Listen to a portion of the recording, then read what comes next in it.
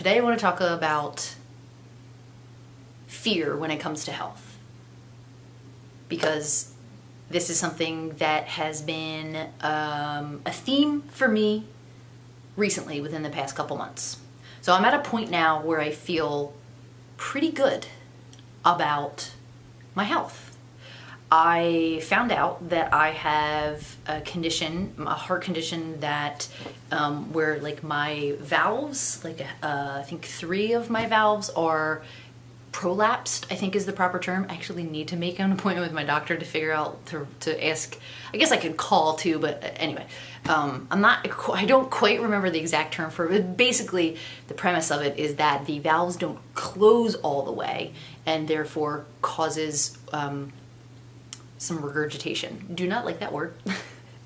I don't know what other word to use, but not a big fan of that word. So anyway, so it's basically just something I have to monitor. He said, come back in a year and get another echocardiogram and we'll, check in on it and see. Worst case scenario, you'd have to have surgery. So now I have, I find that out, and at first I was like, okay, like it didn't really sink in. And then I think at a later point it started to sink in and I started to have some really strong fear around that. So these are some of the things that I have done that have been really helpful. I would say the key element to anything, to any kind of desire to feel better, is actually listening to yourself and listening to your own intuition. So I'm sharing what worked for me, but I feel like everybody's so different. That's why there's so many books, self-help books and people that say, I have the perfect diet or I have the perfect exercise, right? Because it's what worked for them. So this is what worked for me. So take what you want from this, but ultimately I feel like your best bet is to listen to yourself, like allow yourself to receive ideas. Your desire to feel better will lead you to feeling better, for sure. So here's what helped me. In those moments, I've noticed there are moments where I might just feel my heart beating, right? And immediately just any kind of sensation having to do with my heart, or even just even my head or my back, I'm like, why is my back hurting? Is that connected to my heart? Just start going into this negative, applying this negative meaning to it, which then creates fear. So I've found that what's helpful is to actually pay attention to what's happening. Pay attention to the sensation if it feels good to do. Sometimes that doesn't feel good to do. Sometimes that can end up creating more anxiety. But sometimes if you're already in an okay state, just really what is really happening? Sometimes we go oh my God, what's that? And then this adrenaline kicks in, and now that the effects of the adrenaline, now you're feeling those effects and you're thinking that's part of whatever you initially felt, but it's really not, because it's just the adrenaline that kicked in from that initial oh my God, what's happening? So I just find that in some instances, if I'm not too far gone into the fear zone, that I can be okay, just feel whatever's happening, pay attention to the sensation, just that awareness. Sometimes within a couple minutes it's gone and you're fine. The other thing is to remember that in a moment when you're feeling fearful, it's usually because you're imagining some kind of future-based event that you're afraid of. So just recognizing that. There's been many times where I've gone oh my gosh, and I have this flash of me in the hospital and I'm really upset, and that's what I'm fearing. I fear being in the hospital with some kind of issue and feeling fearful there. Technically, it's actually fear about feeling fear, usually, majority of the time. I mean, anytime I've stopped and investigated, I'm oh, I'm just afraid of being afraid. I'm afraid of feeling what I'm feeling now at a future point, which is a little insane if you look at it that way. Another thing that helps is investigating what I actually fear. So once you're in a kind of a stable state, you can ask yourself, or even if you're not, it's just like I said, it's one of those things where you have to kind of feel into it. You can ask yourself, what do I actually fear? So I did this with myself. I kept having this vision of my echocardiogram a year from now, and the anxiety that I'll feel building up to it, and the anxiety that I'll feel having it actually done, the anxiety that I'll feel when I'm waiting for the test results. And it's like, I am bringing the anxiety, like I'm feeling that anxiety now, just picturing myself feeling anxious about it. And I thought, well, what am I really afraid of though? And I thought, well, I'm afraid that it'll be worse and that they'll tell me that I have to have surgery. And then I thought, well, what's so scary about surgery? Well, I'm not really sure. I've had surgery before. I had scoliosis. I had surgery, like full-on scoliosis surgery to insert a rod. I guess it's not, I don't know if it's called scoliosis surgery, but just surgery. They cut my whole back open and inserted a metal rod that's fused to my spine. And I'm fine. And I play sports and I exercise and I'm fine.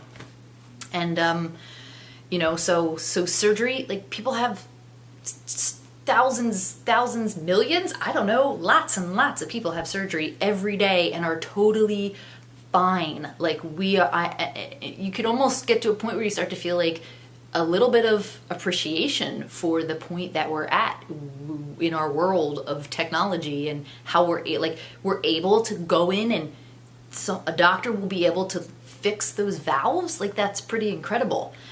So now just already that starts to feel better. Like, okay. And, okay, so the surgery, like, no, doesn't feel so scary anymore now that I'm thinking about it. Like lots of people have it, and it'll be an experience, and I'll meet new people and I'll learn things from it, and it might not even happen.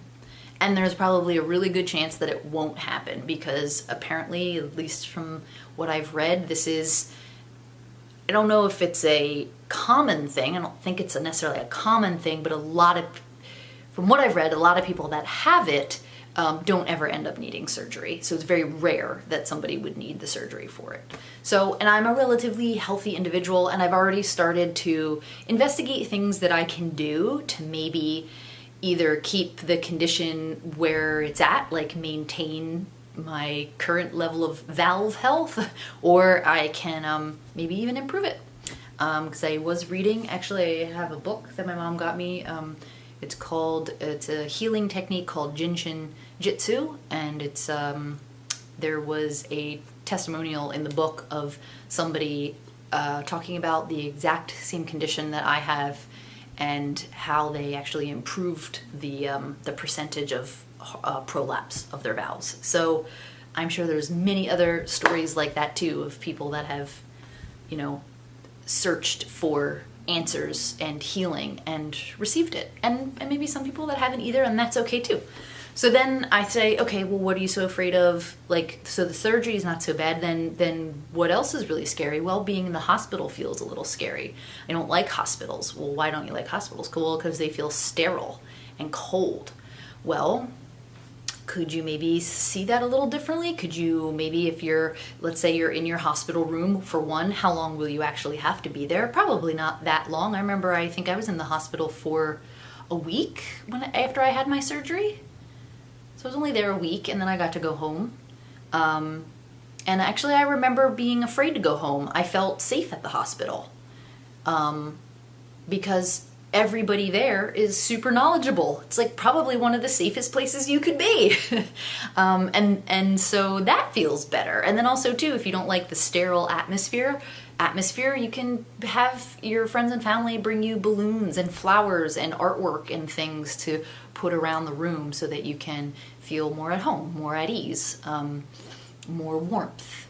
And so then after that, I thought, well, what else do you fear? Well, I fear dying. I fear, like, not even just the surgery, but like, not knowing that the valve condition has gotten worse, and then all of a sudden, I just die. I just like fall over, or I have a heart attack or a stroke or like something like that. And I thought, okay, well, what's so scary about dying? And the answer that I came up with for me was uncertainty. I don't know what will happen. I don't know how it will feel. And that's what scares me. And I thought, well, so it's not really death that I fear, it's the uncertainty that I feel. So what is death? Death is another experience, just like any other experience. It includes maybe thoughts and sensations and emotions. And anytime I've experienced something, if I'm just very present, I'm just witnessing what's happening, and I'm usually okay. It's only ever what's going on in here that I'm believing that is not true that's creating uncomfortable emotion like fear or anxiety. So that feels a little bit better.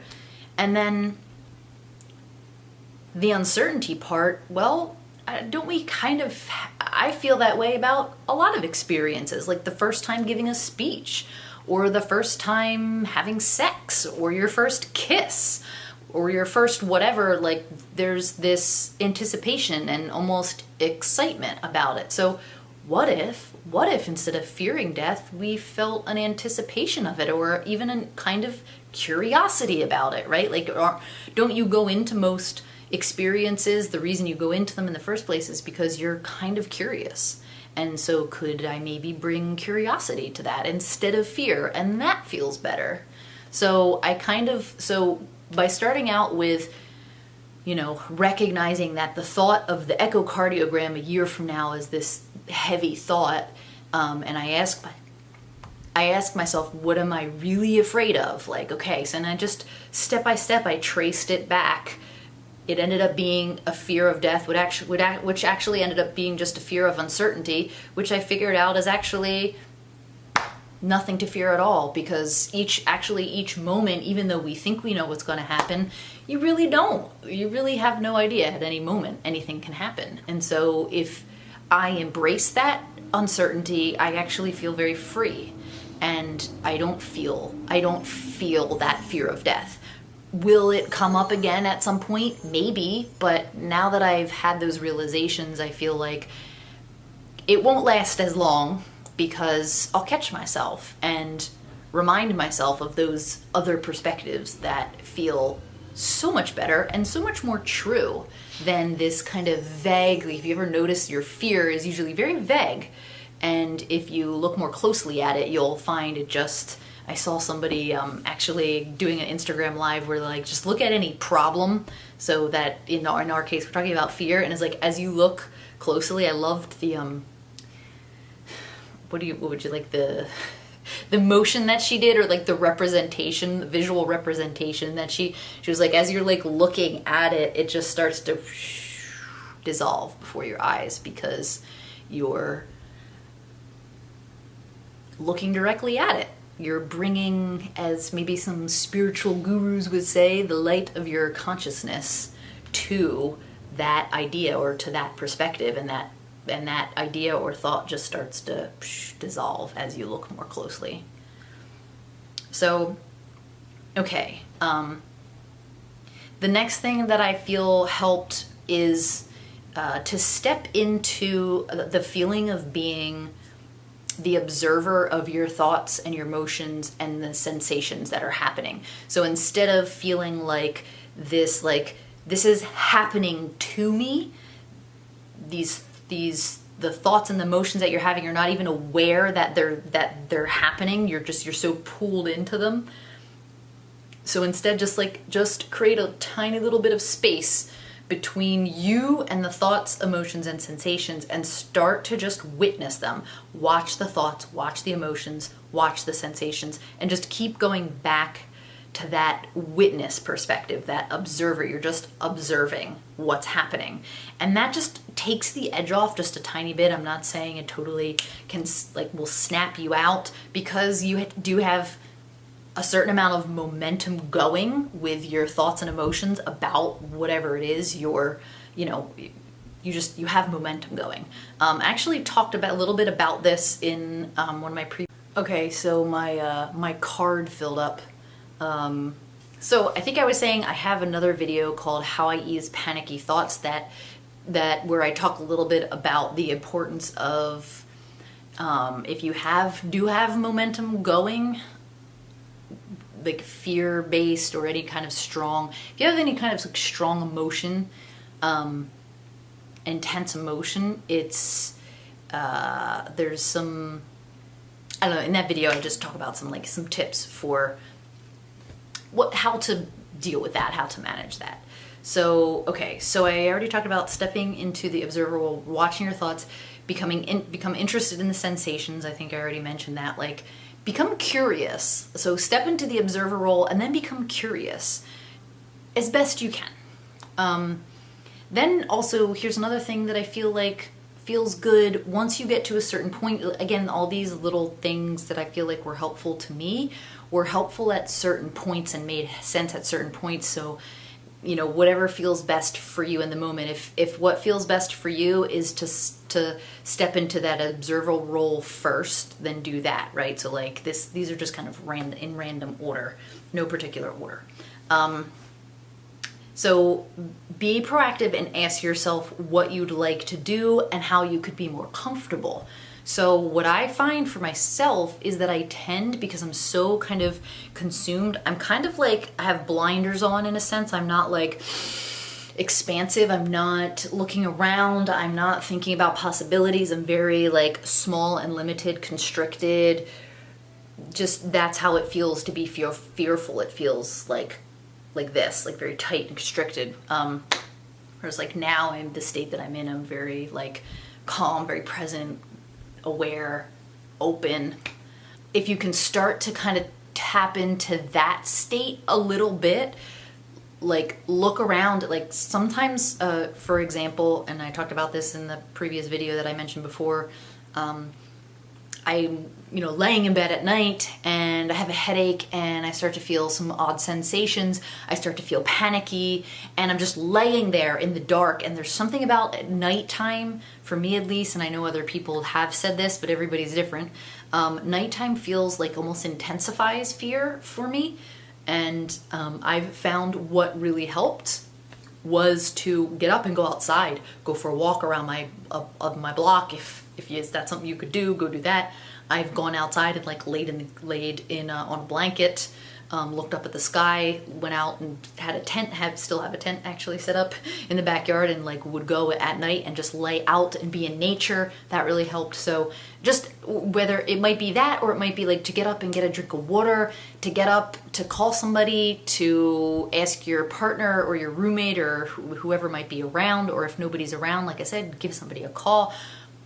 Maybe even just watch something. I know sometimes that, I don't know, distracting yourself can be a good thing. Sometimes it's not a good thing. Sometimes it is. So just like one of those things where you have to gauge. Maybe take a bath, maybe take a shower, maybe wash your face, splash some cold water, just whatever. Ask yourself, what could I do that would feel good right now? What action could I take that would maybe ease my panic or ease my anxiety? Maybe do a little yoga, maybe do some breathing, maybe pet your cat, your dog, sing, watch something funny. There's lots of things, and that could actually be a really good idea to have a list. Actually, I might actually do that. I love to have lists of those things, because in those moments it's actually kind of hard. Like right now, because I'm in a good state, I can think of all those things, but when you're in that moment and you're kind of very fearful and you're not thinking about possibilities, you have a harder time, at least I have a harder time thinking of those things. So if you have a list that you can go to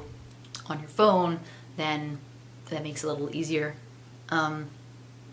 Okay, the other thing that I noticed specifically with health-related fear is I would feel very tense about the idea of going to like urgent care or the ER. What didn't feel good is this idea that I wasn't sure. Like, should I go? Shouldn't I go? Should I go? Shouldn't I go? And it's this horrible, indecisive feeling mixed in with the fear.